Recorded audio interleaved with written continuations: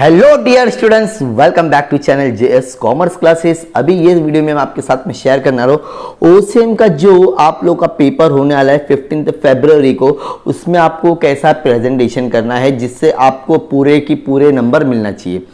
Students, आपको पता होगा कि आप लोग जो भी पेपर लिखते हो उसमें पेपर प्रेजेंटेशन बहुत इंपॉर्टेंट मैटर करता है। तो डियर स्टूडेंट्स, प्लीज वीडियो को पूरा देखना। और एक और ऑलरेडी मैंने इसके ऊपर वीडियो डिटेल बनाया हूं, तो उस वीडियो को भी अगर आप लोग देखोगे तो आप लोग का बहुत ज्यादा बेनिफिट होगा।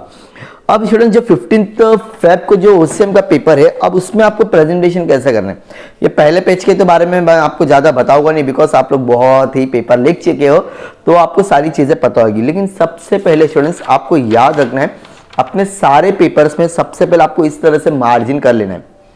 सर, इससे फायदा क्या होगा? देखो स्टूडेंट्स, मैं आपको अपना पर्सनल एक्सपीरियंस शेयर कर रहा हूं। जब मैंने पेपर चेक किया था ना, बहुत सारे बच्चे लोग ना यहां तक लिख लेते, तो ये गलती आपको नहीं करना है। ये लाइन तो मारेगी नहीं मार्जिन, यहां तक लिखने से क्या होता है स्टूडेंट्स, जब हम लोग को पूरा पेपर मिलता है ना, 300 बंडल का पेपर मिलता है, और सब पेपर ना एक के ऊपर क्या किया जाता है, टाइप। तो ये पहली गलती आपको अवॉइड करना है, ठीक है। अभी ये है ऑब्जेक्टिव स्टूडेंट्स।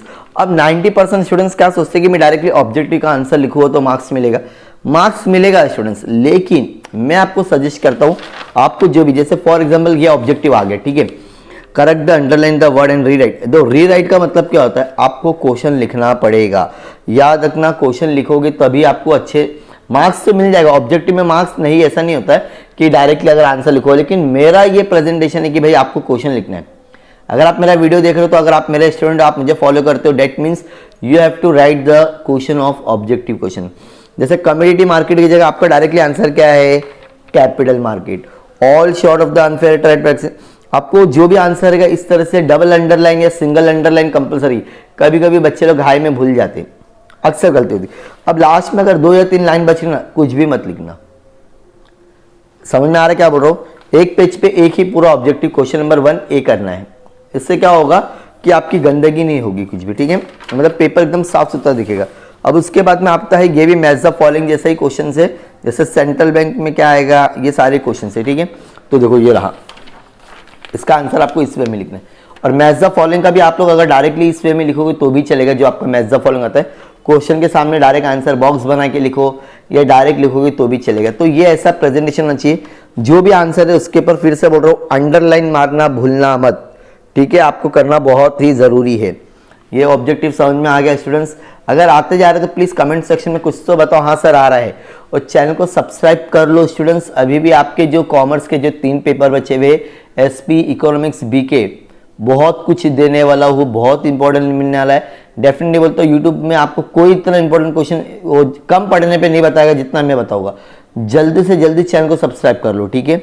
अब यहाँ पर आपको स्टूडेंट्स पूछा है आंसर इन 1 सेंटेंस। ये तो सैंपल पेपर है, मैं बता रहा हूँ, लेकिन बोर्ड एग्जाम में ये आने का बहुत कम चांसेस होता है। तो इसको भी देखो, पहले आप लोग क्वेश्चन लिखो और एक 2 3 लाइन में आपके आंसर कंप्लीट होते हैं, बिकॉज 1 मार्क्स के लिए इनफ होता है, ठीक है। तो ये हो गया आप लोग का क्वेश्चन नंबर 1C। यहाँ पर भी स्टूडेंट्स को कितने मार्क्स मिलेंगे स्टूडेंट्स? 5 मार्क्स मिलेंगे। अब है students arrange in proper order. ये तो बहुत रेयरली आता है, जैसे कंट्रोलिंग, ऑर्गेनाइजिंग, प्लानिंग। तो सबसे पहला प्लानिंग आएगा, ऑर्गेनाइजिंग, कंट्रोलिंग। तो यहाँ पर हम लोग डायरेक्टली आंसर लिखेंगे, चलेगा, ठीक है। This is the final answer.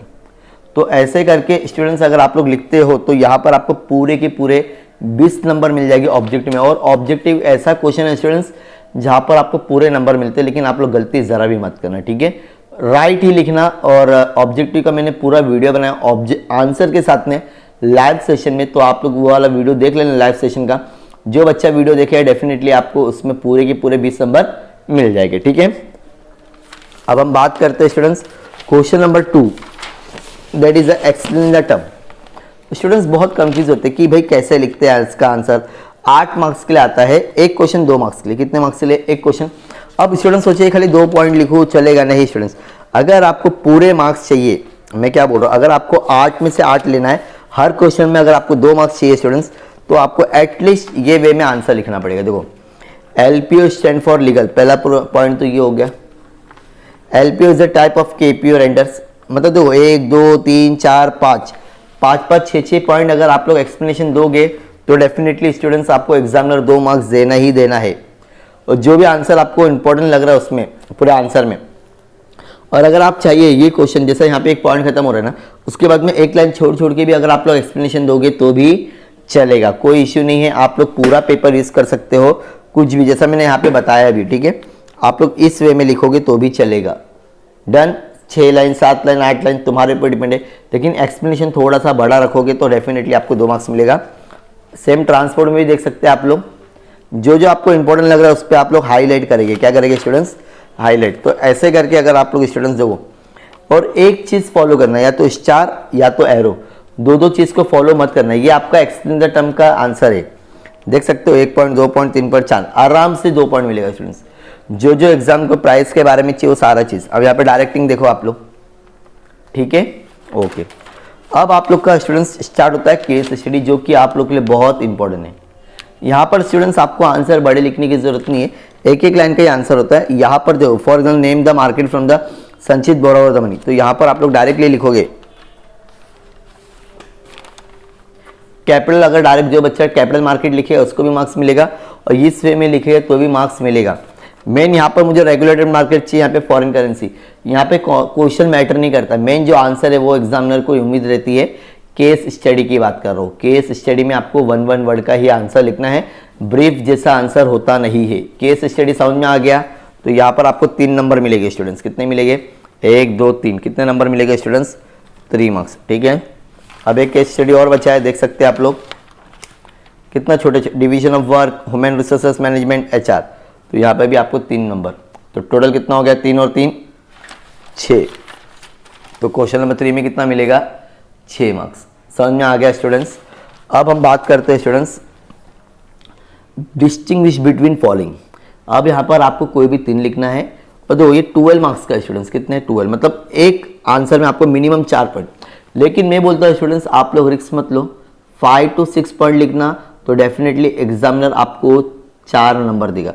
Sir अगर मैंने 4 पॉइंट लिखा तो ये डिपेंड अपॉन एग्जामिनर होगा कि भाई आपको 4 मार्क्स दे या ना दे। एकदम करेक्ट होगा तो शायद मिल भी जाएगा, ऐसा नहीं कि नहीं मिलेगा, ठीक है। जैसे फॉर एग्जाम्पल यहाँ पे देखो, और इस वे में लिखना है। पेपर देखो कितना अच्छा, मीनिंग एक लाइन छोड़ना है, फिर से नेचर ऑफ कंप्लेंट, कितना प्यारा दिख रहा है स्टूडेंट्स, देख रहे कि नहीं? यही फॉर्मेट यूज करना है आप लोग। पेपर प्रेजेंटेशन आपको इस तरह से ही लिखना है, सेम टू सेम।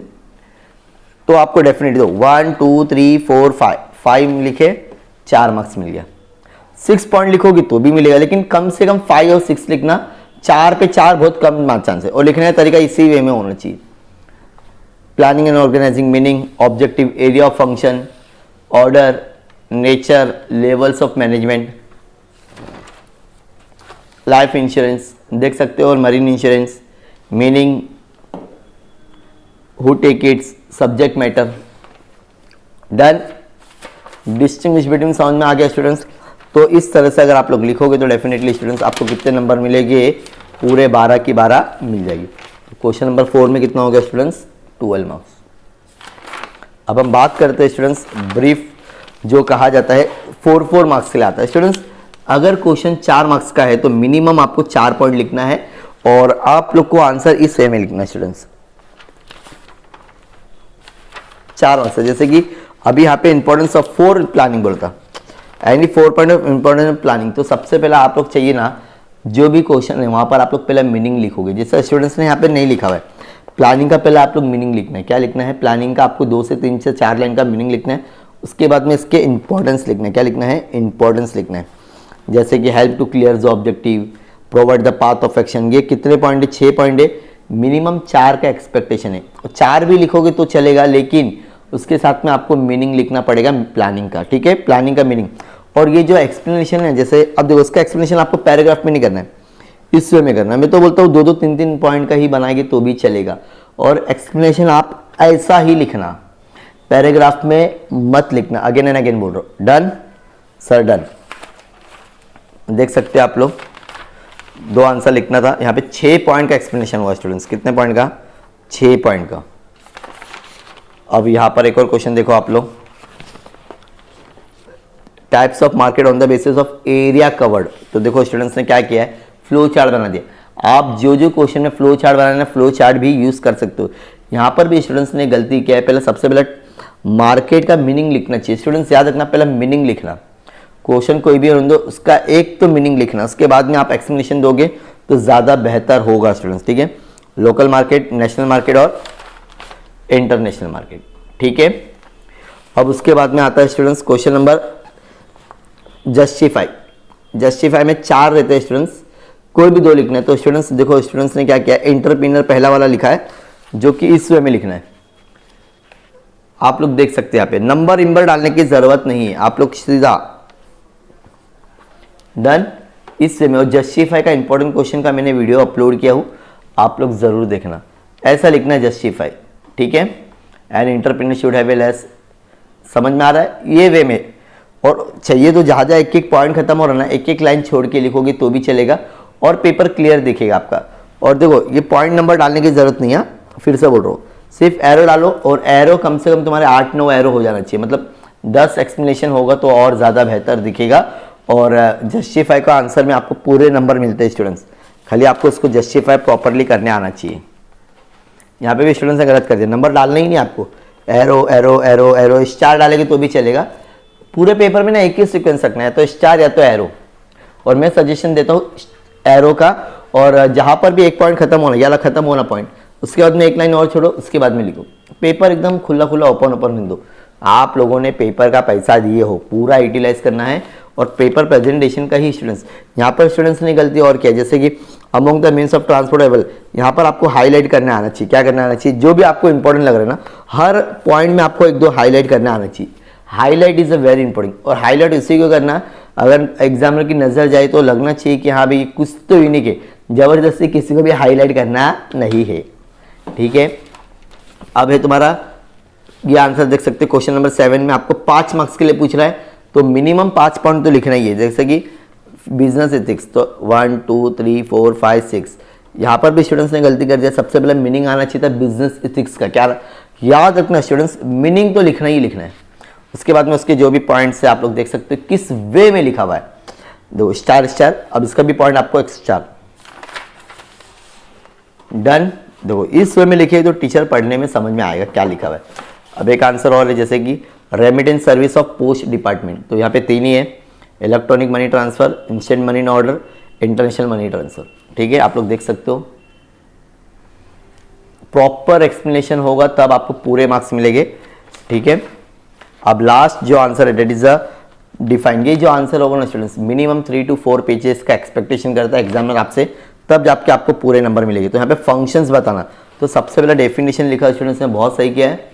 और डेफिनेशन भी आप चाहिए तो उसको इस वे में लिखो, पैराग्राफ कुछ यूज ही मत करो। यहाँ पर गलती हो गई स्टूडेंट्स बच्चे से, लेकिन मैं आपको फिर से बोल रहा हूँ, 2-2 लाइन मतलब पॉइंट वाइज में लिखो, don't be right in a paragraph form. जो भी लिख रहे हो ऐसा एरो मार के लिखना है, ठीक है। ये उसका सेकेंडरी फंक्शंस है, एजेंसी फंक्शंस।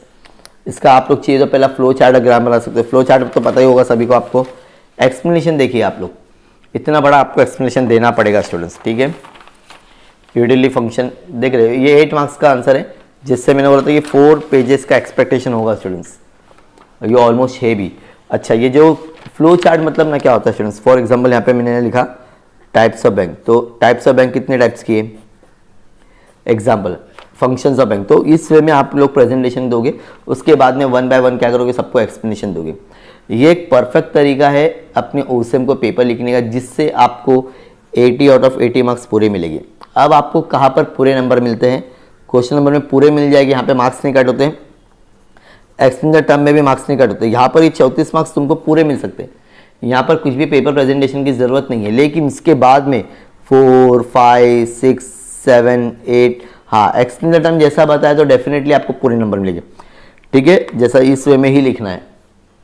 सो होप आप लोग अपना ओसेम का पेपर जैसा बताया हूँ वैसे ही बेस्ट पेपर प्रेजेंटेशन है टी लेवल, तो इसी को आपको फॉलो करना है। जितना ज़्यादा आप लोग वीडियो देखोगे उतना ज़्यादा कंफ्यूज होगे। You don't have it that much time, अब आपके पास में समय नहीं बचा है। इंपॉर्टेंट क्वेश्चंस के मैंने वीडियो अपलोड कर दिया हूँ, उतना देख लेना, आप लोग का काम बन जाएगा, ठीक है। So thank you so much, bye bye.